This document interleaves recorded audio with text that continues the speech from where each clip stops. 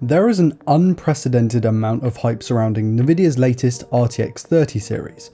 We've seen very early videos, specs and benchmarks of the cards, and is looking to be one of the biggest generational leaps in a long time. Last generation, the RTX 20 series didn't see quite the same level of hype, and when it came out, yeah, that's rough. The 2080 was about the speed of the 1080 Ti, and the 2080 Ti was only marginally more powerful than that. Oh, and ray tracing? Here are all the games supported by that, right now. Yeah, this thing's 2 years old? What? On the used market, the 2080 Ti was costing around £1,000 until the 30 series was announced, and that night it drops by literally half. It cost £500. In one night, it dropped half of its value. That's a yikes if you bought it the previous day. Anyway, since the 30 series isn't quite very attainable right now, the 20 series has gone back up a little bit in price. Which begs the question, is now the time to buy a 2080 Ti on the used market? Let's find out. The 3080 is a monster in comparison to the 2080 Ti, which by comparison again, wasn't all that much more impressive than the 1080 Ti. That said, let's not get it twisted. All three of these cards are very powerful cards. It just so happens that the 3080 absolutely demolishes previous attempts at a fast card like this one. So I'd like to first preface these benchmark and gaming scores with my testing methodology. I run every game at 3440 by 1440, that's ultra wide 1440p, on an Intel i7-8700K at stock clocks, 32GB of RAM running at 3000 MHz, with an EVGA 850W power supply, and all these games will run from a Kingston NVMe SSD. Where possible, every game is the ultimate, the maximum settings, minus motion blur, and yes, that does include ray tracing. Where possible, and where I could change ray tracing settings, that is all on ultra. No holds barred, this is really setting the benchmark. I ran a total of 15 benchmarks, including some games and some benchmarks, and like I said, everything was on maximum and at 3440 by 1440. I'm gonna let the numbers roll now and we'll come back with analysis after.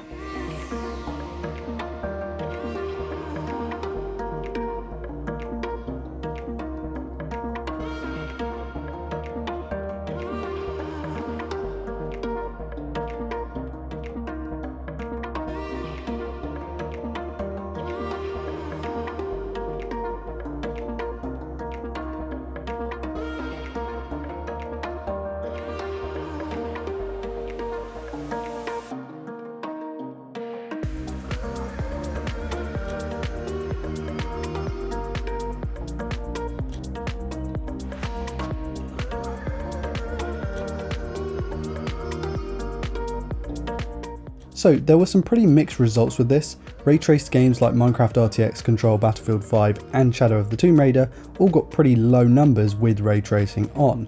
Around 50 to 60 FPS, and yes, I guess a lot of these are story games, so you could play them at those frame rates fairly handily, I imagine.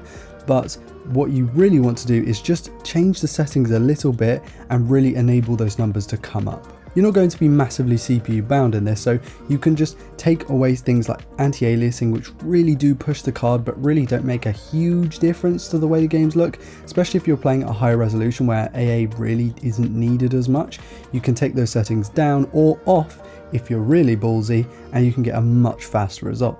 For other games, they were hovering around the 100 FPS mark, and for FPSs like Valorant, but those are like 300 FPS, so there's not a problem with that. Although I would not recommend buying a 2080 Ti if what you're going to be playing predominantly is Valorant, even if that's at 4K resolution, or Ultra HD for that matter. So while the 2080 Ti is a powerful card and will give you good frame rates at these resolutions, it's maybe not the right time to buy the card right now. See, the 3070, 3080 and 3090 are all going to be limited in their availability, but not for very long. And as cards are going to creep up as availability stays inconsistent for those cards, and with the amount of scalpers, it's not going to get better right now. The prices are going to get higher and it's not going to be the right time on the used market. When they initially announced the 3000 or 30 series, the cards really dropped and that was a good time to buy.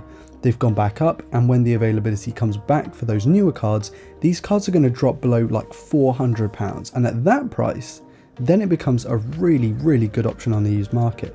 Because of course ray tracing exists right now in its infancy, but a lot of people are playing it 1080p and not much higher than that.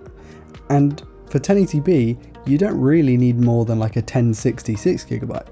Of course, everyone has their thing that, you know, they really want to be the guy with the fastest card in their group of friends, like, sure. And for that, you know, they're going to go out and buy a 3090 and play at 1080p.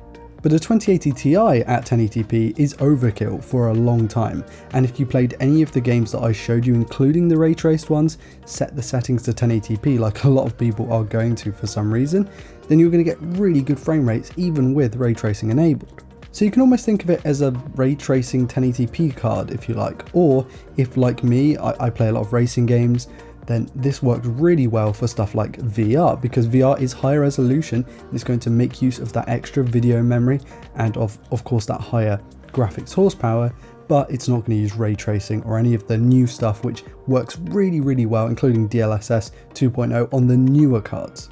Should you buy it right now? No, but do keep it in mind if you're looking on the used market, because I know that this is going to sound very preachy, we have a massive problem with e-waste at the moment, and buying used really does help the environment. So there we are, those are my thoughts on the RTX 2080 Ti in 2020 going into 2021. Thank you all so much for watching. Please do like, dislike, comment and subscribe if you're new around here to never miss a video like this one. And also check out my social media and all the links in the video description as always. Once you're down there, please do subscribe to never miss a video like this one. I've been Ryan Thomas and I'll catch you later. Peace.